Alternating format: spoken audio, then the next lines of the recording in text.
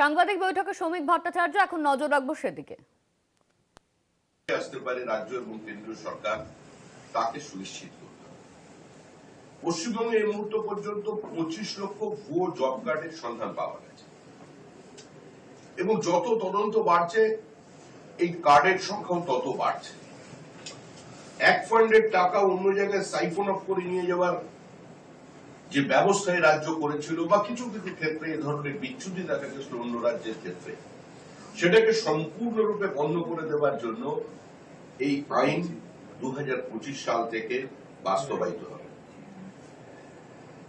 মানুষের ব্যক্তিগত এবং রাজনৈতিক স্বার্থসিদ্ধির কারণে গরিব মানুষের প্রাপ্য টাকা থেকে যাদের বঞ্চিত করা হচ্ছে, সেক্ষেত্রে এই আইন একটা ফুলপ্রুফ ব্যবস্থাকে নিয়ে আসবার জন্যই তৈরি করা হয়েছে।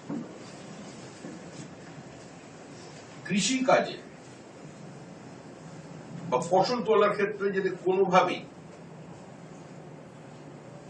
এই আইনের আওতায় থাকা মানুষজন বঞ্চিত না হয়, তার জন্য 60 দিনের একটা বিশেষ ছাড় দেওয়া হয়েছে।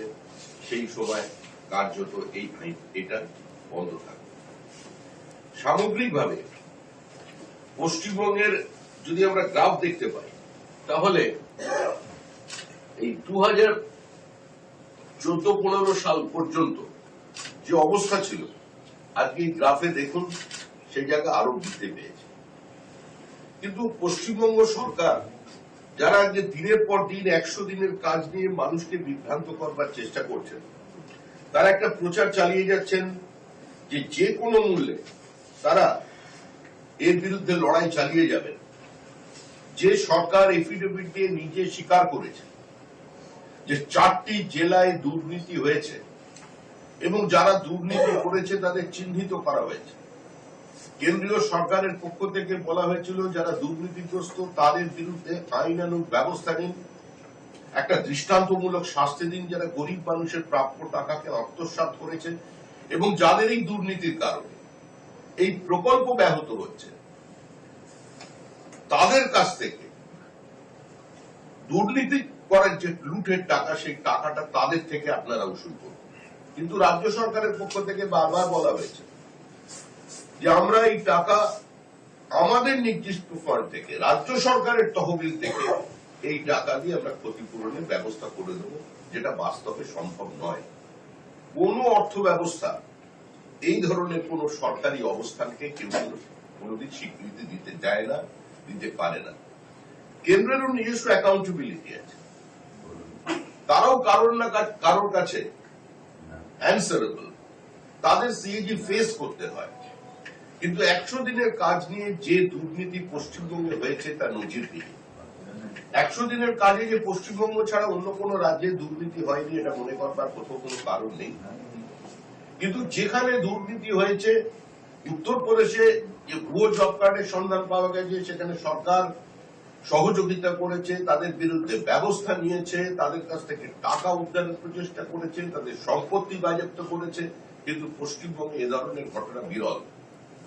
পশ্চিমবঙ্গে কার্যত এই প্রাতিষ্ঠানিক লুটকে এবং সীমাহীন দুর্নীতিকে একটা সরকারি শিরমোহর লাগিয়ে দেওয়া হয়েছে যে দুর্নীতি করা এটা কোন নির্বাচিত জনপ্রতিনিধি বা কোন নির্বাচিত পঞ্চায়েতের সদস্য অথবা কোন তৃণমূল কংগ্রেসের নেতার অধিকারের মধ্যে পড়ে।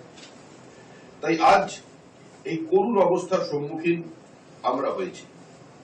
বায়োমেট্রিক সাজিদা এবং জিও ট্যাগিং এবং এআই নজরদারির মধ্যে দিয়ে যদি 125 দিনের কাজকে বাস্তবায়িত করা যায়, তাহলে নির্দিষ্টভাবে আজকে গ্রামীণ ভারতের এবং বিশেষ করে আমরা পশ্চিমবঙ্গে আছি, পশ্চিমবঙ্গের যে কৃষকরা আছেন, যে প্রান্তিক মানুষরা আছেন, শ্রম ছাড়া যাদের দেবার আর কোন সামর্থ্য নেই, তাদের আর্থসামাজিক উত্তরণকে এই আইনের মধ্যে দিয়ে নিশ্চিত করা যায়। শুধু গরিবকে সাহায্য নয়, গরিবকে শক্তিশালী করাই হচ্ছে আমাদের এই বিলের একটা নির্দিষ্ট অবস্থান এবং উদ্দেশ্য। বড় লোকের বিরুদ্ধে গরিবের লড়াইকে জোরদার করা নয়।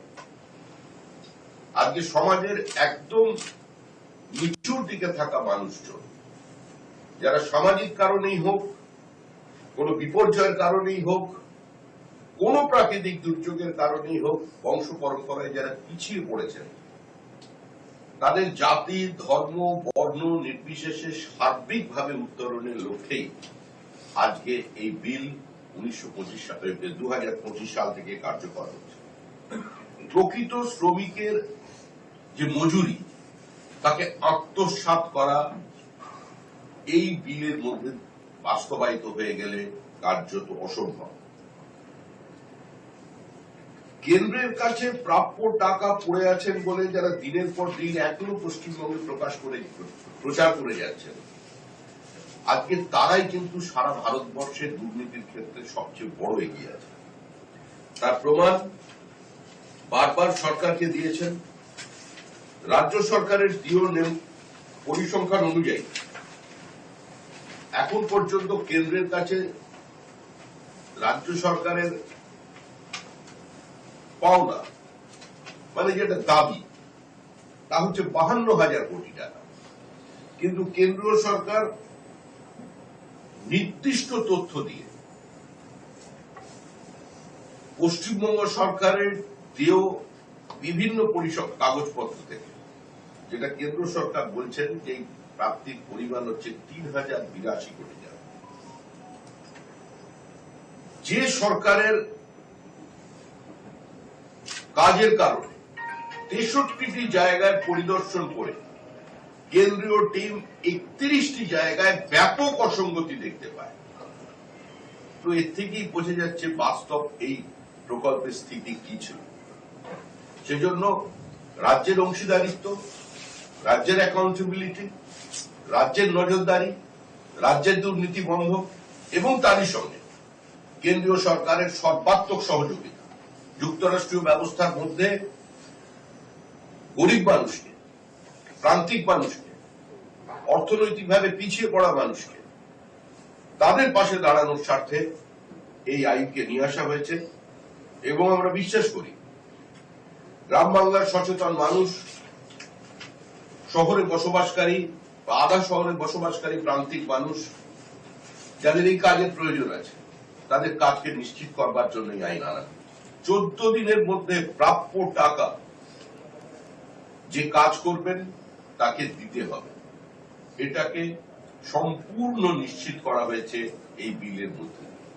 যে কাজ করবেন, যতদিন কাজ করবেন, তার প্রাপ্য টাকা 14 দিনের মধ্যে মিটিয়ে দেবার ব্যবস্থা এই জিরামজি বিলের মধ্যে দিয়ে নিয়ে আসা হয়েছে। যারা গান্ধীজিকে নিয়ে প্রশ্ন তুলে এখানে একটা নাম পরিবর্তন করে দিলেন, তাদের মনে রাখা উচিত যে আজকে পশ্চিমবঙ্গে আলু চাষিরা আত্মহত্যা করছে, কৃষক আত্মহত্যা করছে। ব্রিটিশ ইন্ডিয়ায় যখন কোনো অনাহারে মানুষ মারা যেত, তখন ব্রিটিশ প্রশাসনের পক্ষ থেকে বলা হতো মৃত্যুর কারণ অনাহার নয়, মৃত্যুর কারণ অপুষ্টি। আর স্বাধীন ভারতবর্ষে যখন আজকে পশ্চিমবঙ্গের মতো একটি রাজ্যে একজন কৃষক কার্যত খিদার জ্বালায় আত্মহত্যা করছে, তখন বলা হচ্ছে মৃত্যুর কারণ অনাহার নয়, মৃত্যুর কারণ দারিদ্র নয়, মৃত্যুর কারণ কর্মসংস্থানের অভাব নয়, মৃত্যুর কারণ হচ্ছে পারিবারিক কলহ, বিবাহ বহির্ভূত সম্পর্ক কিংবা মানসিক অবসাদ। এই অবস্থার বাইরে থেকে ভারতবর্ষকে বার করতে হবে, পশ্চিমবঙ্গকে বার করতে হবে। আর তার জন্যই পৃথিবীর জনপ্রিয়তম রাজনৈতিক ব্যক্তিত্ব এবং ভারতবর্ষের প্রধানমন্ত্রী, যিনি স্বপ্ন দেখতে পারেন, স্বপ্ন দেখাতে পারেন এবং সেই স্বপ্নকে বাস্তবায়িত করতে পারেন। আসমুদ্র হিমাচলের মানুষ বিশ্বাস করেন যে নরেন্দ্র মোদীর গ্যারান্টি, কারণ নরেন্দ্র মোদীর গ্যারান্টির অর্থ হচ্ছে গ্যারান্টিকে পুরো করার, সম্পূর্ণ করার, বাস্তবায়িত করার গ্যারান্টি। আজকে এই আইন সংসদে নিয়ে এসেছেন, উভয় পক্ষে বিল পাশ হয়েছে। বিরোধিতার জন্য বিরোধিতা করে যারা পশ্চিমবঙ্গের মাটিতে এখনো বিভ্রান্তি ছড়িয়ে যাচ্ছে নির্বাচনের আগে,